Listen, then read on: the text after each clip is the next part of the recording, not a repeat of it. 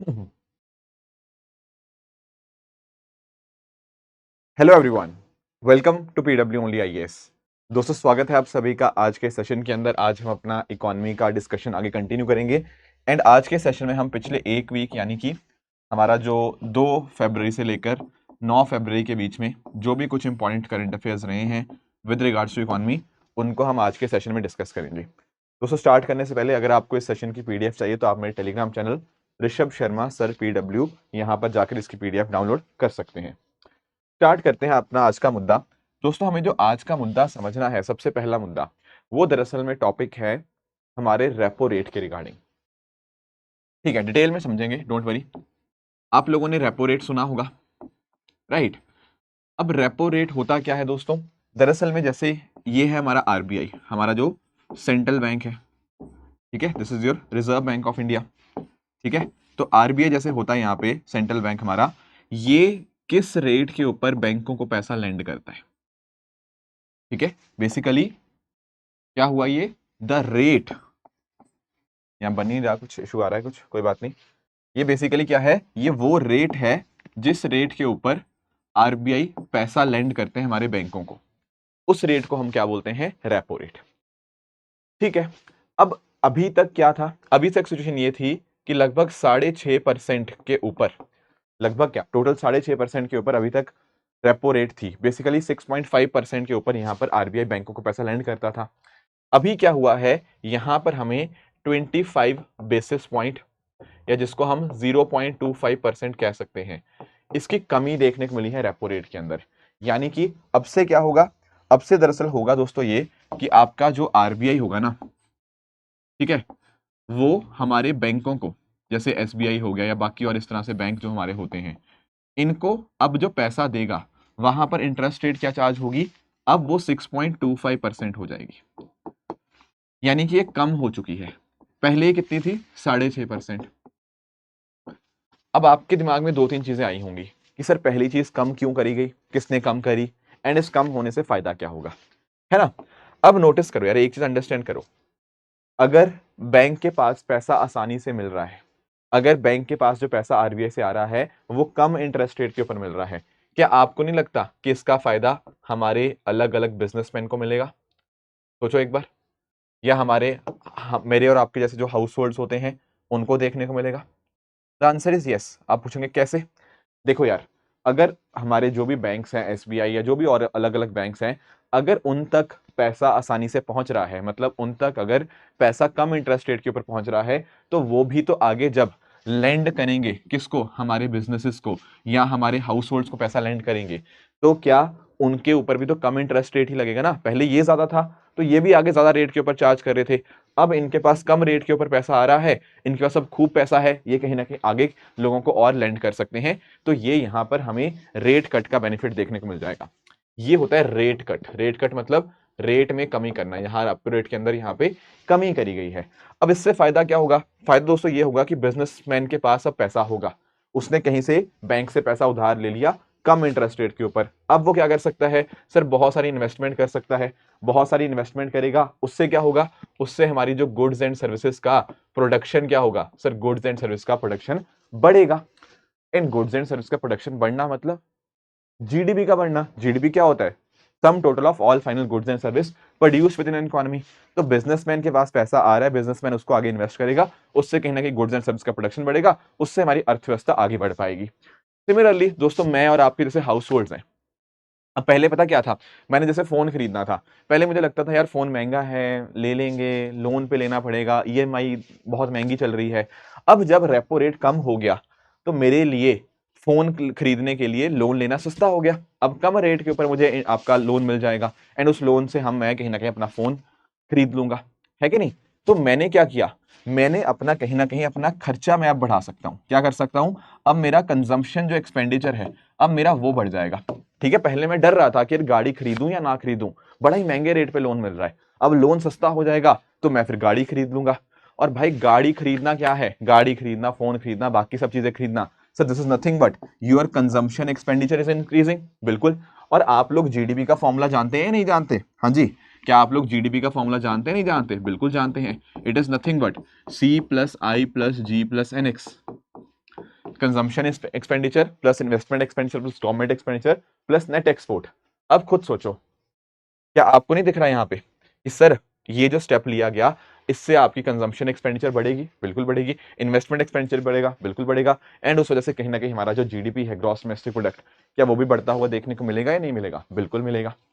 ठीक है, दरअसल में ना अभी जो करंट आंकड़े चल रहे हैं सरकार के जीडीपी के, वो ज्यादा अच्छे नहीं चल रहे। ठीक है, हमारी अगर आने वाले कई सालों की ग्रोथ रेट बात करें तो हम कहीं ना कहीं 6.3 से लेकर 6.8% के बीच में ही चलेंगे अगले 4-5 साल के लिए, और ये काफी नहीं है। अगर हमें 2047 तक अगर विकसित भारत बनना है ना, हमारा जो सपना है 2047 तक डेवलप्ड नेशन का, उसके लिए ये बिल्कुल भी काफी नहीं है। कम से कम 8% तो होना ही होना चाहिए। तो सरकार की कोशिश ये है कि अब जीडीपी कैसे बढ़ाई जाए, उसके लिए सरकार बहुत सारे स्टेप्स ले रही है। अब ध्यान से अंडरस्टैंड करना, सरकार ने तो एक स्टेप क्या लिया, सरकार ने तो सर अभी बजट के अंदर, आप जानते होंगे, बजट के अंदर टैक्स रिलीफ दिया गया एक तरह से, है ना। आप लोग नोटिस कर पाए होंगे कि 12 लाख तक किसी की अगर आमदनी है तो उसके ऊपर कोई टैक्स नहीं है। इसका पर्पस क्या है भाई? लोगों के पास ज्यादा पैसा होगा, लोग ज्यादा पैसा खर्च करेंगे, खर्च करेंगे, एक्सपेंडिचर बढ़ेगा, एक्सपेंडिचर बढ़ेगा तो जीडीपी बढ़ेगी। तो भाई यहां पर तो सरकार की तरफ से, गवर्नमेंट की तरफ से तो सरकार ने कट दिया एक तरह से, ताकि एक्सपेंडिचर बढ़ा पाए। इसी तरह से अगर मैं बात करूं, यहां पर भी आप अंडरस्टैंड कर पाओगे, जो मैं बात कर रहा था यहां पर रेपो रेट की, ये रेपो रेट हमारा कौन कट करता है? ये करता है मॉनेटरी पॉलिसी कमेटी। अभी मैं डिस्कस करूंगा, पर आप पर्पस समझे नहीं समझे? यहां पर हमें हमारी सरकार की नीति, that is your fiscal policy, वो कहीं ना कहीं मॉनेटरी पॉलिसी जो कि आरबीआई के द्वारा बनाई जाती है, एक सिंक में आती हुई देखने को मिल रही है, जहां पर दोनों की कोशिश क्या है कि कैसे अपनी ग्रोथ को यहां पर प्रमोट किया जा पाए। तो आप नोटिस कर सकते हो कि इस तरह से आरबीआई का ये जो रेपो रेट कम किया गया, इसका क्या फायदा हो सकता है, वो मैंने आपको यहां पे समझाने की कोशिश करी। अब 2-3 चीजें आपके दिमाग में आएंगी कि सर फिर तो रेपो रेट और कम कर दो। देखो दरअसल में ना, मैं आपको थोड़ा सा एक्सप्लेन करता हूं, ये जो रेपो रेट में कमी हुई है ना, इसको अंडरस्टैंड करना। देखो ये ना, आप इसको समझो, पहले ना रेपो रेट ज्यादा हुआ करती थी प्रायर टू 2019। ठीक है, 2019 से पहले रेपो रेट थोड़ी ज्यादा थी। फिर जब दोस्तों कोविड-19 पेंडेमिक आया ना, तो कोविड-19 पेंडेमिक को टैकल करने के लिए क्या जरूरत थी? मार्केट में ग्रोथ की जरूरत थी। बेसिकली जो मनी सप्लाई थी वो बढ़ाने की जरूरत थी। क्यों? क्योंकि सर मनी सप्लाई बढ़ेगी, मनी सप्लाई अगर बढ़ेगी उससे क्या होगा? उससे कहीं ना कहीं हम ग्रोथ को प्रमोट करेंगे, और अगर ग्रोथ प्रमोट होती है तो ग्रोथ प्रमोट करने से हमारी क्या होगी? हमारी जीडीपी भी ऊपर जाएगी, एंड साथ ही साथ हमारा जो रोजगार है वो भी डेफिनेटली बढ़ेगा। अब ये सब समस्याएं हमें देखने को मिल रही थी कोविड-19 पैंडेमिक के समय के ऊपर, कि यार ग्रोथ नहीं थी, जीडीपी बढ़ नहीं रही थी, उल्टा उल्टा नीचे जा रही थी, और लोग बेरोजगार भी थे। तो हमने क्या किया? हमने सोचा यार मनी सप्लाई बढ़ाते हैं। कैसे बढ़ाएंगे मनी सप्लाई? यहां पर एक स्टेप लिया गया आरबीआई के द्वारा ही, वो था रेपो रेट को कम करना। तो दरअसल में जब कोविड-19 पैंडेमिक आया था, हमने अपने रेपो रेट में काफी कटौती करी, एंड रेपो रेट कम करके हमने कितना कर दिया? उस समय रेपो रेट हमारा हो चुका था कितना? हमारा रेपो रेट बन गया था, it became what? It became 4%। ठीक है, वो रेपो रेट 4% पे आ गया था कोविड-19 पैंडेमिक के समय के ऊपर। पर एक चीज अंडरस्टैंड करो, अगर अगर क्या होता है, अगर मान लेते हैं कि अगर मनी सप्लाई ज्यादा बढ़ गई है, अगर मनी सप्लाई बहुत ज्यादा हो गई है मार्केट के अंदर, पर उतना सामने चीजों का प्रोडक्शन नहीं हो पा रहा, तो मनी सप्लाई की वजह से क्या आता है? ज्यादा मनी सप्लाई होने की वजह से सर यहां पर महंगाई का भी तो खतरा आता है। बिल्कुल, इन्फ्लेशन भी तो बढ़ जाती है, क्योंकि अगर मेरे पास पैसा है, आपके पास पैसा है, सबके पास पैसा है, सब कहीं ना कहीं चीजों की डिमांड करेंगे, उससे ग्रोथ बढ़ेगी। पर अगर उसको पर्पस, उसको सर्व करने के लिए सामने सप्लाई ही एडिक्वेट नहीं है, तो उससे क्या होता है? मार्केट में हमें महंगाई होती हुई देखने को मिल जाएगी। तो हमारी कोशिश तो ये थी कि रेपो रेट कम करके हम कहीं ना कहीं ग्रोथ को प्रमोट करें, एंड वो ग्रोथ हमने प्रमोट करी भी, बट उससे समस्या दूसरी उत्पन्न होगी कि मार्केट में क्या हो गया? इन्फ्लेशन बढ़ गया। इन्फ्लेशन यानी कि महंगाई हो चुकी थी। अब काफी लंबे टाइम से महंगाई थी। अब उस महंगाई को टैकल करने के लिए आरबीआई क्या करता रहा? रेपो रेट को बढ़ाता रहा, एंड कॉरस्पॉन्डिंगली ये 6.5% तक बढ़ाया था आरबीआई ने, ताकि इन्फ्लेशन को कंट्रोल कर पाए। दरअसल में ना, ये ऐसा क्यों कर रहा है आरबीआई? क्योंकि आरबीआई के दो मुख्य उद्देश्य हैं। एक तो सबसे मेजर उसका काम है इन्फ्लेशन को कंट्रोल में रखना, एंड दूसरा उसका मेजर जो काम है वो है आपका, आई डोंट नो इस बोर्ड के साथ आज क्या हो रहा है, दूसरा है ग्रोथ को प्रमोट करना। ये दो मुख्य उद्देश्य हैं आपके आरबीआई के। तो कोशिश ये करता है कि हाँ, महंगाई को कंट्रोल में रहे, प्लस ग्रोथ भी होती रहे। तो जब उसने नोटिस किया कि नहीं यार, कहीं ना कहीं महंगाई बहुत ज्यादा बढ़ रही है, तो वहां से रेपो रेट को बढ़ाया बढ़ाया बढ़ाया बढ़ाया, बढ़ते बढ़ते 6.5% हो गया था। अब जाके लगभग आप नोटिस कर पाओगे, लगभग नियरली हम कह सकते हैं लगभग 57 मंथ्स के बाद पहली बार यहाँ पे रेट कट किया गया है। ठीक है, आप नोटिस कर पाओगे पिछली बार ना कोविड के समय अप्रैल मई 2020 उस समय कटिंग करी गई थी रेपो रेट की, उसका कभी कट नहीं किया गया मई 2020 के बाद, अब जाके कट किया है। अब आप नोटिस कर पाओगे 25 बेसिस पॉइंट 0.25% यहाँ पे कम किया गया है, एंड अब हमारा जो रेपो रेट हो चुका है वो हो चुका है 6.25%। समझ आया कैसे कैसे पूरा प्रोसेस वर्क किया, क्यों करा गया, क्या ये बात भी अंडरस्टैंड हुई, पहले क्यों नहीं किया गया? आई होप ये बातें आप सबको समझ आ गई होंगी। अब एक दो चीजें हमें और अंडरस्टैंड करनी है। क्या अंडरस्टैंड करना है? पहला तो आपके दिमाग में ये आ रहा होगा कि सर क्या अब इन्फ्लेशन कंट्रोल में आ चुका है, जो हम इस तरह से रेपो रेट को कम करने लग गए हैं? The answer is yes. अगर हम सही मायने में अगर हम नोटिस करने की कोशिश करेंगे ना, तो आपको यहाँ पे नोटिस करने को मिलेगा कि आपका जो इन्फ्लेशन है ना, इन्फ्लेशन आज के समय के ऊपर लगभग 4.4% के आसपास चल रहा है, समथिंग क्लोज टू दैट। यहां मैं कौन सी इन्फ्लेशन की बात कर रहा हूं? यहां मैं बात कर रहा हूं हमारे कंज्यूमर प्राइस इन्फ्लेशन की। सीपीआई आपके आपके जो कंबाइंड होता है, मैं उसकी बात कर रहा हूं। दरअसल में ना जो सीपीआई कंबाइंड है, कंज्यूमर प्राइस इंडेक्स कंबाइंड, इसका यहाँ पे हमारा टारगेट क्या है? हमारा टारगेट है कि हमें इसको 4 ± 2% रखना है, इस रेंज के विदन रहना चाहिए। यानी कि जो महंगाई है वो 2% से लेकर 6% के बीच में रहे, ना इससे ऊपर जाए ना इससे नीचे जाए। ये हमारा यहाँ पे कोशिश है सीपीआई कंबाइंड को रखने की। अब इसी चीज की जिम्मेदारी किसको दी गई है? इसी चीज की जिम्मेदारी दी गई है हमारी एमपीसी को। एमपीसी यानी कि monetary policy committee, monetary policy committee को। अब होता क्या है मॉनेटरी पॉलिसी कमेटी के अंदर? 3 मेंबर हमारे आरबीआई की तरफ से होते हैं, एंड बाकी के जो 3 मेंबर होते हैं वो उनको सरकार नॉमिनेट करती है। कौन सी सरकार? हमारी जो केंद्र सरकार होती है। ठीक है, तो ये लोग मिलकर फैसला लेते हैं कि रेपो रेट को कितना चेंज करना है। अभी जो फैसला हुआ ना, उसमें 6/0 का फैसला हुआ, मतलब सब के सब लोगों ने अग्री किया कि भाई रेपो रेट को कम करना था। एंड आप लोग जानते भी होंगे ये जो मेंबर्स हैं इनमें आपको डेफिनेटली आरबीआई गवर्नर देखने को मिलते हैं, जो कि इनफैक्ट चेयरपर्सन भी होते हैं इस कमेटी के। उनके अलावा आप नोटिस कर पाओगे आरबीआई के एक डिप्टी गवर्नर आपको देखने को मिल जाएंगे, एंड एक आरबीआई के एक और ऑफिशियल आपको देखने को यहाँ पे मिलते हैं। तो इस तरह से टोटल 3 मेंबर्स होते हैं। उसी तरह से 3 सरकार की तरफ से यहाँ पे नॉमिनेट किया जाता है। ये मिलकर डिसाइड करते हैं कि रेपो रेट का क्या करना है, बढ़ाना है, कम करना है, क्या करना है। ये आपका डिसाइड किया जाता है एमपीसी के द्वारा। एंड इनका पर्पस क्या है कि हमें वो 4 ± 2% के बीच में इन्फ्लेशन को यहाँ पे रखना है। ठीक है, ठीक है, आई होप ये यहाँ तक बातें आपको समझ आ गई होंगी। आपके दिमाग में आया होगा सर ये पहले भी ऐसे ही था, एमपीसी थी? नहीं, पहले पता क्या होता था? पहले आपके जो आरबीआई गवर्नर साहब हैं वो खुद ही डिसाइड कर लेते थे कि रेपो रेट कम करना है या ज्यादा करना है। पर हमें नोटिस करने को मिला कि यार ये बात सही नहीं है।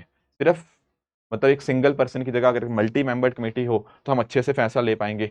तो क्या होता है, हमारा जो आरबीआई एक्ट था ना, उसमें अमेंडमेंट किए जाते हैं। आपका आरबीआई एक्ट आपको पता है, उसके अंतर्गत आपका जो सेक्शन आपको देखने को मिल जाएगा जो 45 है, सेक्शन 45 ZB। ठीक है, उसके अंतर्गत आपकी जो मॉनेटरी पॉलिसी कमेटी है उसका गठन होता है, जहां पर पर्पस क्या रहता है कि आप इस तरह से इन्फ्लेशन को कंट्रोल में लेकर आइए। तो इस तरह से आप नोटिस कर पाओगे कि सिंगल मेंबर से हम यहाँ पर मल्टी मेंबर यहाँ पे बन जाते हैं। I hope that is clear. ठीक है, अब बाकी सब बातें तो आपको समझ आ गई कि करंट अफेयर्स में क्यों क्यों था। अब आपके दिमाग में एक सवाल और बचा होगा कि सर इन्फ्लेशन क्यों चाहिए? Why do we actually need inflation? हम कह रहे हैं ना कि इन्फ्लेशन को 4 ± 2% रखो। अगर इन्फ्लेशन ना हो सबसे बढ़िया है, महंगाई ना ही हो। अगर ये फोन आज 10,000 का है, 6 साल बाद भी 10,000 का मिले, उसमें दिक्कत क्या है? बढ़िया ही है ये तो। पर ऐसा होता नहीं है, मैं आपको एक्सप्लेन करता हूं ऐसा क्यों नहीं होता।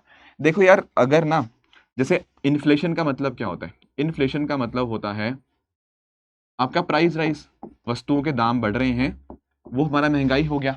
इसी का एक अपोजिट चीज होती है जहां पर हम नोटिस करते हैं, जिसकी सिचुएशन होती है जहां पे हमें डीफ्लेशन देखने को मिलती है। डीफ्लेशन में पता क्या होता है? आपके प्राइजेस कम होते रहते हैं। मतलब जैसे ये घड़ी थी, ये घड़ी आज 1,000 की है, कल को 900 की हो जाए, आगे 800 की हो जाए। इस तरह से अगर चीजें होती हैं उसको हम बोलते हैं डीफ्लेशन। अब यार इन्फ्लेशन में मैं मानता हूं कि ठीक है कुछ कंसर्न्स हैं, मैं आऊंगा भी उसके ऊपर, पर डीफ्लेशन तो बहुत ही ज्यादा खतरनाक है। कैसे खतरनाक है? देखो यार, एक चीज अंडरस्टैंड करो, अगर कोई प्रोडक्ट आज 100 रुपए का है, कल को वो 90 रुपए का मिले, कल को वो आगे जाके 80 रुपए का मिले, ऐसे उसका प्राइस गिरता ही जा रहा है। तो मैं एज अ कंज्यूमर क्या करूंगा सर, मैं एज अ कंज्यूमर सोचूंगा कि यार इसके तो दाम कम होते जा रहे हैं, और कम होंगे अभी, और कम होंगे अभी, और कम होंगे। तो मुझे दिमाग में आएगा यार मैं थोड़ा रुक जाता हूँ, अभी नहीं खरीदता, इसका थोड़ा टाइम जाने दो, फिर हम आराम से खरीदेंगे जब थोड़े दाम और नीचे आ जाएंगे। उस चक्कर में मैं कभी इस प्रोडक्ट को खरीदता ही नहीं हूँ। क्यों? क्योंकि मुझे लगता है यार और गिरेगा, और गिरेगा, और गिरेगा, और गिरेगा, है ना? तो उससे क्या होता है, उससे कहीं ना कहीं हमारा जो एक्सपेंडिचर है वो काफी कम हो जाता है, और एक्सपेंडिचर कम हो जाएगा तो भाई हमारा जो जीडीपी है, हमारी अर्थव्यवस्था है, वो नीचे आ जाएगी। बाकी आप सोचो इसको एक इंडस्ट्रियलिस्ट के पर्सपेक्टिव से। मान लो मैंने एक फैक्ट्री बनाई, और मेरे फैक्ट्री में क्या बन रहे हैं, मेरे फैक्ट्री में फोन बन रहे हैं, और मैं फोन बना रहा था अपनी फैक्ट्री के अंदर, ठीक है। अब आगे जाके देखता हूँ फोन के दाम कम हुए जा रहे हैं, कम हुए जा रहे हैं, कम हुए जा रहे हैं। तो भाई मुझे अपनी फैक्ट्री कैसे चला पाऊंगा मैं? चलाना बड़ी दिक्कत हो जाएगी।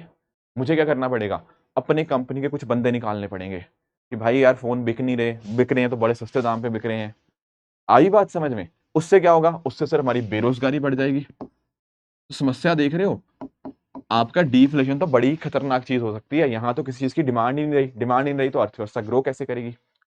अब इन्फ्लेशन के भी देखो यार, इन्फ्लेशन बहुत ज्यादा होना बहुत खतरनाक चीज है। मान लो कि अचानक ही दाम बढ़ते जा रहे हैं, बहुत तेजी से दाम बढ़ते जा रहे हैं, वो तो खराब चीज है। क्योंकि अगर जैसे मेरे जैसा कोई कॉमन मैन है, ठीक है, ठीक है, अगर मेरे जैसा कोई आम इंसान है, राइट, जो मिडिल क्लास से बिलोंग करता है, अगर देखो वस्तुओं के दाम बढ़ते जाएंगे तो मिडिल क्लास कहां से खाना खाएगा? नहीं खाना खा पाएगा, है ना? तो इन्फ्लेशन के एक्चुअली नुकसान होते हैं, मैं आपको एक्सप्लेन भी करता हूं इन्फ्लेशन के। एक तो जैसे जो ना कहीं आपके फिक्स्ड इनकम ग्रुप्स वाले होते हैं, जिनको FIGs भी हम बोलते हैं, फिक्स्ड इनकम ग्रुप। जैसे मान लो मैं आपको बोलता हूं कि मेरी सैलरी 10,000 रुपए है, ठीक है यार। अब 10,000 रुपये मेरी सैलरी है, बात आपकी सही है, पर महंगाई बढ़ती रहेगी तो मैं कहां से मैनेज कर पाऊंगा अपने खर्चे? तो बड़ी दिक्कत आती है इन्फ्लेशन की वजह से फिक्स्ड इनकम ग्रुप्स वाले को। इसके साथ ही ना इन्फ्लेशन का इंपैक्ट आपके एक्सटर्नल सेक्टर के ऊपर भी ऊपर पड़ता है। मैं आपको एक्सप्लेन करता हूं कैसे।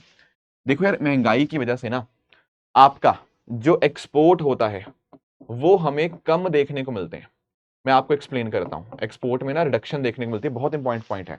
होता पता क्या है, होता पता क्या है कि इन्फ्लेशन की वजह से क्या हुआ, महंगाई बढ़ गई। महंगाई बढ़ने से क्या हुआ, आपके प्रोडक्ट महंगे हो गए। मान लो मैं कौन हूं, मैं हूं एक डोमेस्टिक मैन्युफैक्चरर, मैं यहां घर में प्रोडक्शन कर रहा हूं, इंडिया में दिल्ली में बैठ के मैं प्रोडक्शन कर रहा हूं। अब मैंने वो प्रोडक्शन करी, अब प्रोडक्शन की कॉस्ट बढ़ गई महंगाई की होने की वजह से, मेरा मेरा जो पर्टिकुलर जो वस्तु है वो महंगी हो जाएगी, बिल्कुल ठीक बात है। अब इस महंगी वस्तु को मैं एक्सपोर्ट करना चाह रहा हूं दूसरे देश में। दूसरे देश में जब मेरा प्रोडक्ट महंगा हुआ वहां पे जाएगा, तो क्या मेरा प्रोडक्ट कॉम्पिटिटिव रहेगा? द आंसर इज नो, नहीं रहेगा कॉम्पिटिटिव। तो दूसरे देश वाले मेरे प्रोडक्ट को कम खरीदेंगे, कम खरीदेंगे तो भाई मेरे एक्सपोर्ट्स नीचे गिर जाएंगे, ठीक है। इसके अलावा आप लोग एक बात और अंडरस्टैंड करो, इन्फ्लेशन से आपके इंपोर्ट्स बढ़ जाते हैं।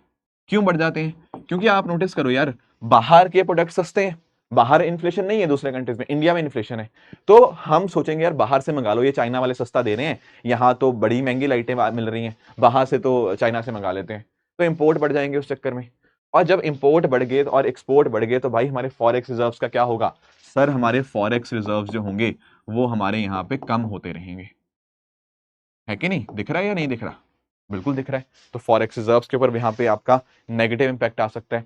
बाकी देखो हमारे जो पुअर लोग हैं उनके ऊपर तो डेफिनेटली इंपैक्ट आएगा ही आएगा, तो वो सब समस्याएं तो हमें पता ही पता है, ठीक है। बट आप ये बात भी समझो यहाँ पे कि इन्फ्लेशन के नुकसान तो हैं, बट इन्फ्लेशन ना थोड़ी बहुत हो, हल्की फुल्की हो तो सही रहता है। क्यों रहता है सही? मैंने आपको एक्सप्लेन किया, डिफ्लेशन होगा तो बड़ा ही चिंताजनक विषय है ना?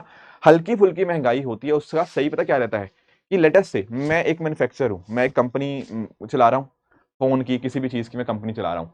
अगर हल्के फुल्के महंगाई होगी तो भाई मेरे प्रोडक्ट्स का भी दाम बढ़ते रहेंगे।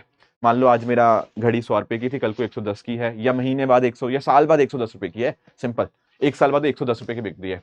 तो यार मैं भी तो क्या करूंगा, मैं भी तो अपनी प्रोडक्शन बढ़ाऊंगा, नहीं बढ़ाऊंगा? मेरी भी तो कोशिश होगी ना कि अपनी फैक्ट्री को एक्सपेंड करूं। अगर मेरे प्रोडक्ट्स की ज़्यादा डिमांड है, वो अच्छे प्राइस में बिक रहे हैं, तो मैं और एक्सपेंड करूंगा अपनी फैक्ट्रीज को।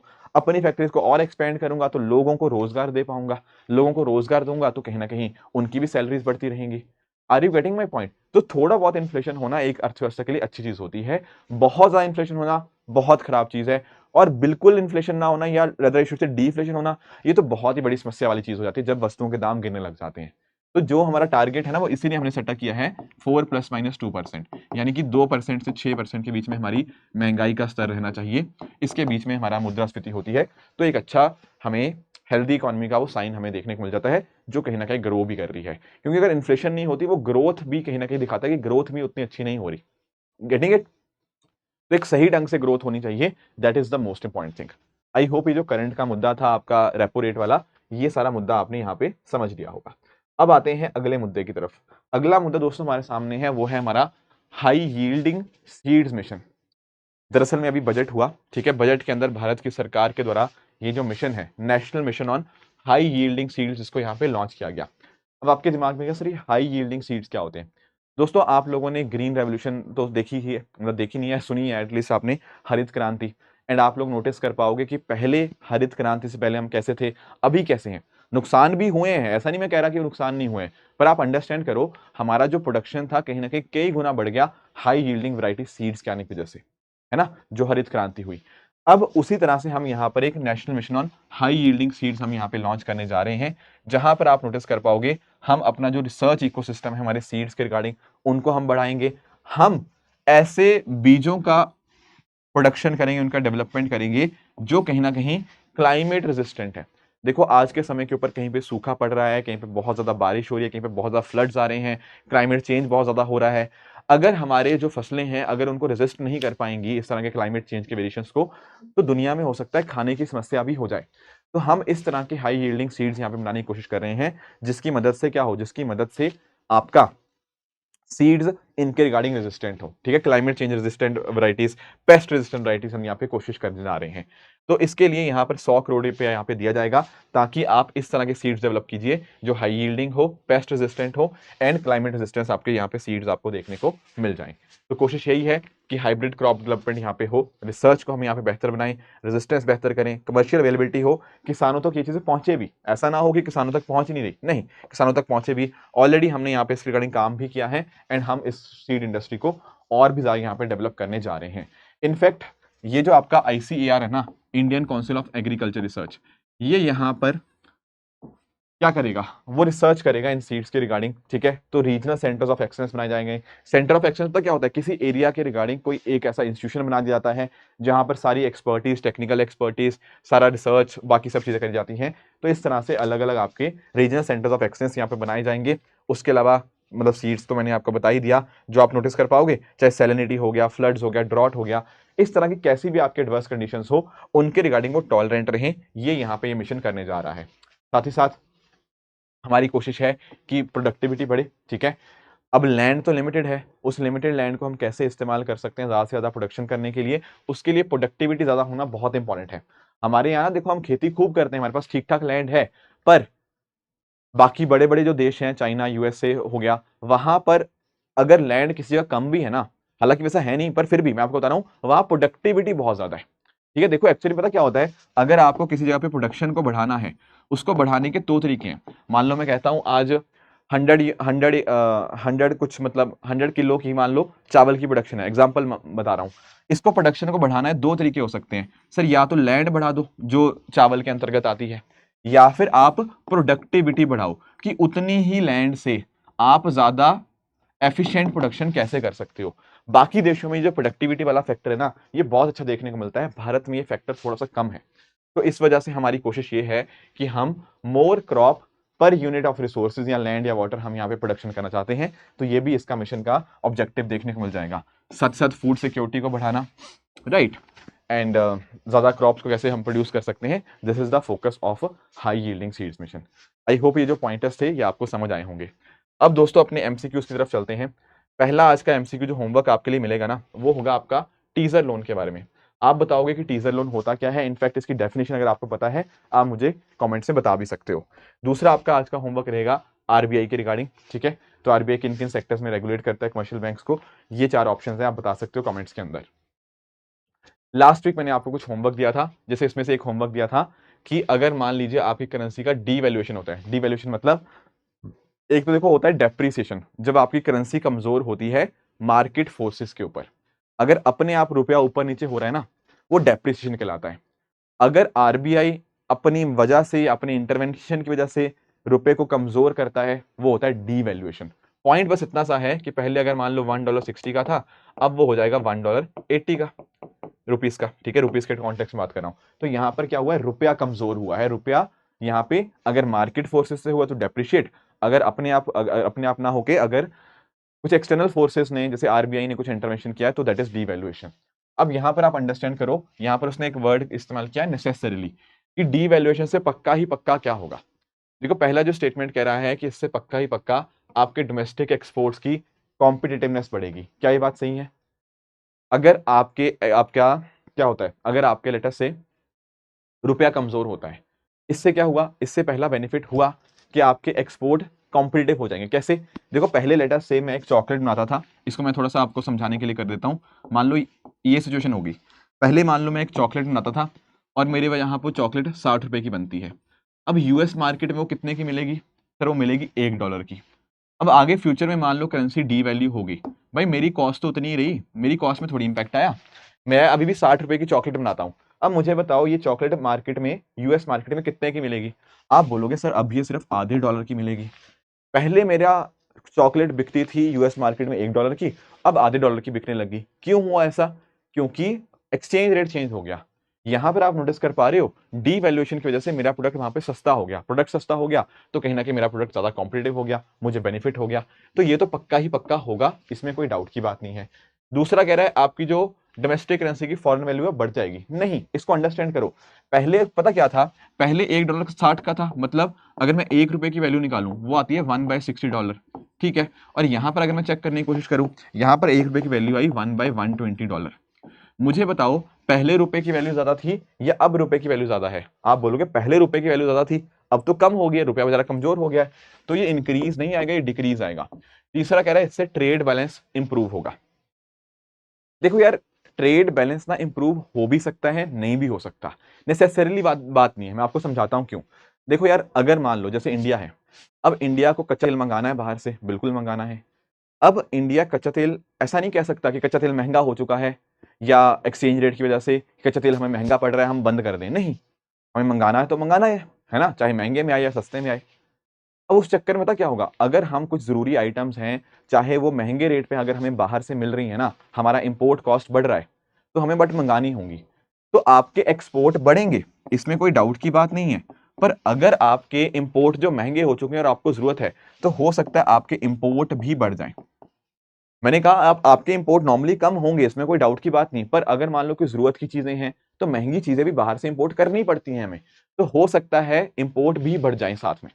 तो जरूरी नहीं है कि हमेशा ऐसा ही होगा, ठीक है। इतना जरूर है, इंपोर्ट कॉस्टली हो जाएंगे, आई एग्री, इंपोर्ट आपके कॉस्टली जरूर हो जाएंगे। पर अगर आपको कोई चीज मंगानी है तो कॉस्टली आइटम भी आपको मंगानी ही पड़ेगी, तो टोटल इंपोर्ट्स आपके उस केस में बढ़ सकते हैं।